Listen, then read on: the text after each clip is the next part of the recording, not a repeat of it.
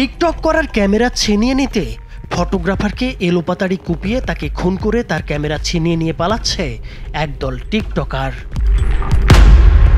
TikTok video বানানোর জন্য একটি উন্নত ক্যামেরার প্রয়োজন ছিল তাদের, আর সেই চাহিদাই এই তরুণদের ঠেলে দেয় নির্মম এক হত্যাকাণ্ডে। ফেসবুক পেজ দেখে একজন নিরীহ ফটোগ্রাফারকে ফাঁদে ফেলে পরিকল্পিতভাবে হত্যা করে ছিনিয়ে নেয় তার ক্যামেরা।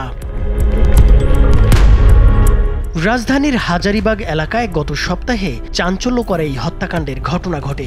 মূলত উন্নতমানের ক্যামেরা ছিনিয়ে নেয়ার উদ্দেশ্যেই গত 16 মে সন্ধ্যায় এই তরুণেরা পরিকল্পিতভাবে হত্যা করে পেশাদার ফটোগ্রাফার নুরুল ইসলামকে।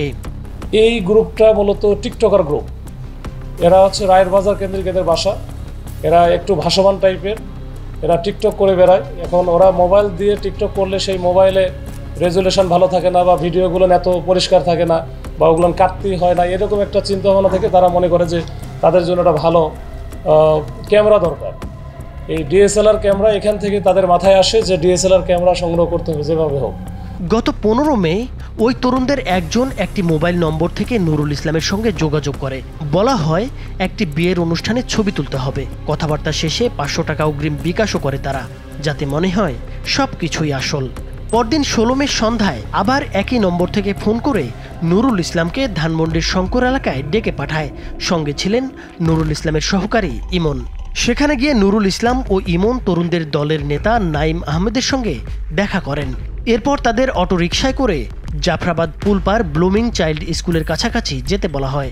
রাত 8টার দিকে তারা ঋষিপার এলাকায় পৌঁছালে হঠাৎ তরুণদের দলটি অটোরিকশার গতিরোধ করে। সহকারী ইমন রিকশা থেকে লাফিয়ে দৌড়ে পালিয়ে যেতে পারলেও নুরুল ইসলামকে তারা চারদিক থেকে ঘিরে ফেলে। ক্যামেরা দিতে অস্বীকার করায় তাকে মাথা, ঘাড়, হাতসহ শরীরের বিভিন্ন জায়গায় এলোপাতাড়ি কুপিয়ে আহত করে ফেলে। এরপর দুটি ডিএসএলআর ক্যামেরা সহ ব্যাগ ছিনিয়ে নিয়ে সেখান থেকে পালিয়ে যায় তারা।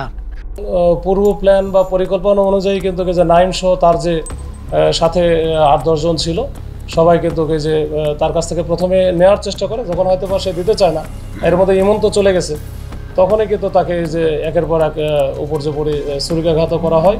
এবং ছুরিকাঘাত করার পরে কিন্তু সে ওইখানে একেবারে গুরুতর আহত হয়। এখানে লোকজন, আশেপাশের লোকজন যখন চলে আসে, তখন এরা দৌড়ে পালায় যায় বিভিন্ন দিকে।